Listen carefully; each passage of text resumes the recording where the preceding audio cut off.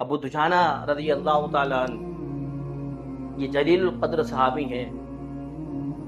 اللہ کے حبیب صلی اللہ علیہ وسلم کے ساتھ جنگ بدر میں بھی شریک ہوئے ابو دجانہ، اور بدر کے بارے میں اللہ کے حبیب صلی اللہ علیہ وسلم نے ارشاد فرمایا وَقُلْنَا وَعَدَ اللَّهُ الْحُسْنَىٰ، ہر بدری صحابی جنت کا حقدار۔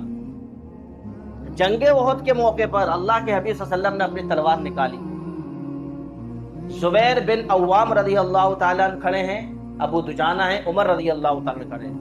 حضور نے تلوار نکال کر کہا یہ تلوار کا حق ادا کون کرے گا؟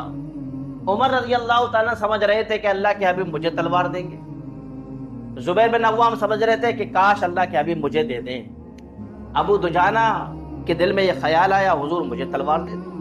اللہ کے حبیب صلی اللہ علیہ وسلم نے اپنی تلوار یہ کہہ کر ابو دجانہ رضی اللہ تعالیٰ عنہ کو دی، اس تلوار کا حق کون ادا کرے گا؟ لو ابو دجانہ اس تلوار کا حق ادا کرو۔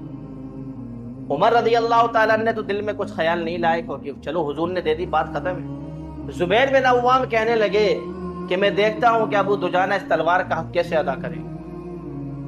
احد کا معرکہ پیش آیا، ابو دجانہ دشمنوں کے لشکر میں گھسے تلوار لے کر حضور کی، 3000 کے لشکر میں داخل ہوئے، یہاں سے گھسے اور چیر کر وہاں سے نکلے 3000 کا لشکر ابو دجانہ۔ زبیر بن عوام کہنے لگے واقعی اللہ کے حبیب صلی اللہ علیہ وسلم نے صحیح ہاتھ میں تلوار دی۔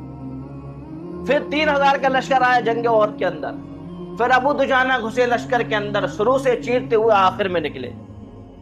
زبیر بن عوام کہنے لگے خدا کی قسم ابو دجانہ جیسا بہادر کوئی نہیں، یہ حضور کی تلوار کے لینے کے مستحق ہے۔ اب سامنے جو امیر تھا لشکر کا غیر مسلم کے، وہ سامنے آیا۔ زبیر بن عوام نے کہا اب دیکھتے ہیں ابو دجانہ کیسے لڑیں گے۔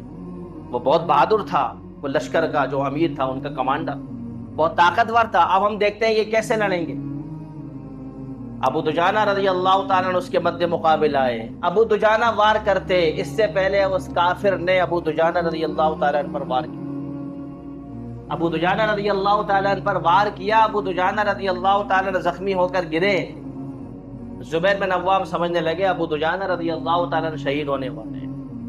جیسے آپ زخمی ہو کر گرے، آپ نے پلٹ کر اس پر وار کیا اور اس کو جہنم رسید کیا، اور ان صحابی زبیر بن عوام سے کہا کیا دیکھتے ہو میں ابو دجانہ ہوں، میں ابو دجانہ۔ آگے عورتوں کا لشکر، میدان جہاد کے اندر اگر عورتیں لڑائی لڑنے آئیں گی تو اسلام کا رویہ یہ ہے کہ ان کو قتل کیا جائے، اور اگر وہ لڑائی سپاہی بن کر نہیں آ رہی ہیں تو ان کو قتل نہیں کیا جائے گا۔ وہ سپاہی بن کر آئے، ابو دجانہ نے تلوار اٹھائی، ایک عورت کے سر پر رکھی۔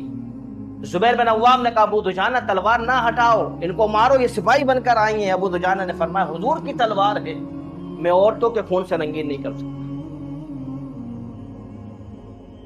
یہی ابو دجانہ یہ کہہ رہے ہیں زبیر بن عوام سے کہ میں بدر میں شریک ہوا ہوں، میں جنگ احد میں شریک ہوا ہوں، میں بدری صحابی ہوں، لیکن مجھے بالکل یقین نہیں ہے کہ اللہ تعالیٰ میری مغفرت فرمائے سوائے ایک عمل کے۔ مجھے نماز پر بھروسہ نہیں اپنی کہ کتنی قبول ہو رہی ہے کتنی نہیں ہو رہی ہے، روزہ کتنے قبول ہو رہا ہے کتنے نہیں ہو رہے ہیں، مجھے بالکل بھروسہ نہیں ہے، اللہ تعالیٰ تو بے نیاز ہے۔ تو زبیر بن عوام نے کہا کون سا عمل ہے جس کے ذریعے آپ کو یقین ہے کہ اللہ تعالیٰ آپ کی مغفرت فرمائے؟ فرمایا ابو دجانہ رضی اللہ تعالیٰ نے میں نے اپنی زبان سے کسی کو تکلیف نہیں دی۔ امت یہ سیرت نہیں اپنائے گی، کیونکہ اس سیرت کو اپنانے کے لیے اسے لوگوں کے سامنے جھکنا پڑے گا، اس کا نفس اس سے مطمئن نہیں ہوگا۔ وہ تو لڑائی جھگڑالو ہے مسلمان، لڑائی جھگڑا کرنے میں اول فہرست میں شمار ہے مسلمان، لوگوں کو گالی دینے میں سر فہرست ہے مسلمان۔ اور ابو دجانہ کیا کہ یہ حضور کی سیرت ہے، امت سیرت نہیں اپنائے گی۔ سیرت میں کیا ہوگا؟ جگر گردے والا بہت بڑا کام ہے، سیرت کو اپناتے نہیں ہیں لوگ۔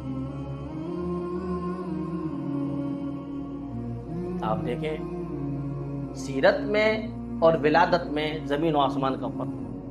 پوری دنیا ولادت میں مر مٹ رہی ہے، حضور کی ولادت ہے، حضور کی ولادت ہے، حضور کی ولادت ہے۔